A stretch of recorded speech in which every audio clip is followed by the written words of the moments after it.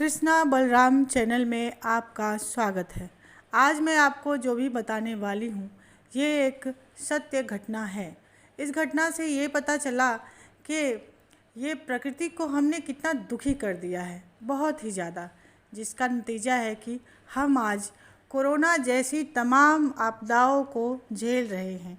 ये घटना एक सोसाइटी की है जो कि गुजरात में है। इस सोसाइटी में एक बहुत ही छोटा सा मंदिर है जो कि नाग देवता की है। इन्हें गोगा दादाजी के नाम से पूजा जाता है। गुजराती और रबारी समाज और राजस्थान के लोग इन्हें गोगा जी के नाम से पूजते हैं। ये सोसाइटी 20 साल पहले एक खाली ज़मीन थी जहाँ पर सिर्फ जंगल था।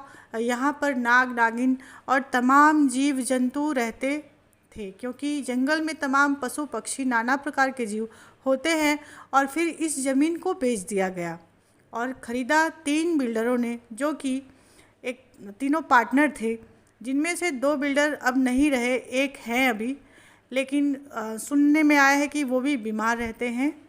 उन्होंने जंगल साफ़ कर दिया और जब उन्होंने एक नीम का पेड़ काटना चाहा तो वहाँ पर सांप निकलने लगे और कई बार कई जगहों पे वहाँ पे मकान बनाते हुए जहरीले सांप देखे गए, जिसके कारण कि वहाँ पे मज़दूर काम करना नहीं चाहते थे और सारे मज़दूर डर कर वहाँ से हट गए। फिर उन्होंने एक भक्त से पूछा जो कि इन बाधाओं के बारे में जानते थे। उन्होंने बताया कि नाग नागिन यानी कि गोगा जी का निवास स्थान यहाँ पे था। ये ज़मीन उनकी है और फिर उन बिल्डरों ने वहाँ पर एक छोटा सा मंदिर बना दिया, बहुत ही थोड़ी सी ज़मीन, और नीम का पेड़ छोड़ दिया। यहाँ पर बहुत सारे लोग रहते हैं। इस वक्त नागपंचमी पर रबारी समाज के कुछ लोग आए जो कि अपने जीवन में बहुत सारी परेशानियों को झेल रहे थे और इसी नागपंचमी पे उन लोगों ने यहाँ पर आकर एक भक्त को लेकर आए थे जो कि गोगा जी को सिद्ध किए हुए थे। उन्होंने गोगा जी को वहाँ पे आने की प्रार्थना की और गोगा जी अपने एक भक्त के ऊपर आए और वहाँ पे आकर पूछने पर उन्होंने अपनी समस्या बताई। उन्होंने कहा कि ये ज़मीन सर्पों की थी, जीव और जंतुओं की थी, जहाँ पर यहाँ पे इन लोगों ने, इन बिल्डरों ने इस ज़मीन को ख़रीदा, बेचा और यहाँ पे मकान और बिल्डिंग बनाई, जिसकी कि यहाँ पे ज़रूरत नहीं थी। मना करने के बावजूद भी यहाँ पे घर बनाए गए, जिससे वे बहुत ही नाराज़ और दुखी थे। इस कारण उन्होंने वहाँ पे सभी लोगों को कभी काटा तो नहीं, लेकिन वहाँ के लोग रोग से ग्रसित ज़रूर थे और वो लोग जो वहाँ पर अपनी समस्या के समाधान के लिए आए थे वो भी काफ़ी बीमार रह रहे थे।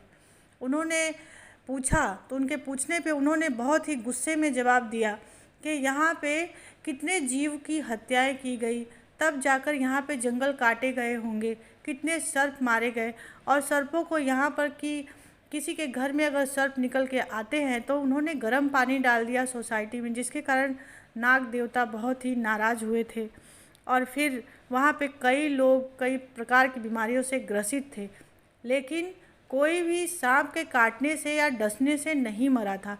देवी देवता कभी भी अपनी शक्तियों का बहुत दुरुपयोग नहीं करते हैं, लेकिन लोग अपने कर्मों के कारण बीमार और दुखी होते हैं। प्रकृति हमको यही संदेश दे रही है कि हमने जंगल कटवाना बंद नहीं किया तो इसका नतीजा न जाने कितनी सारी बीमारियों का निमंत्रण होगा।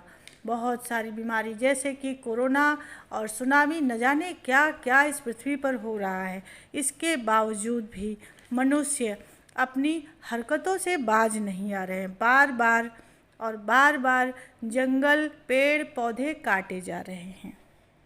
तो इसके साथ ही मैं आप सभी से विदा लेती हूँ और प्रार्थना करती हूँ कि आप सभी अपने आसपास हरियाली बनाए रखें, पेड़ पौधे लगाएं और पृथ्वी को हरी भरी रखें, जिससे कि हरियाली बनी रहे और पृथ्वी प्रदूषित होने से बच जाए और मानव जाति के साथ पशु पक्षी और तमाम प्रकार के जीव जंतुओं की भी रक्षण हो सके। पृथ्वी और प्रकृति हमसे यही चाहती है। इतनी शक्ति हमें देना दाता, मन का विश्वास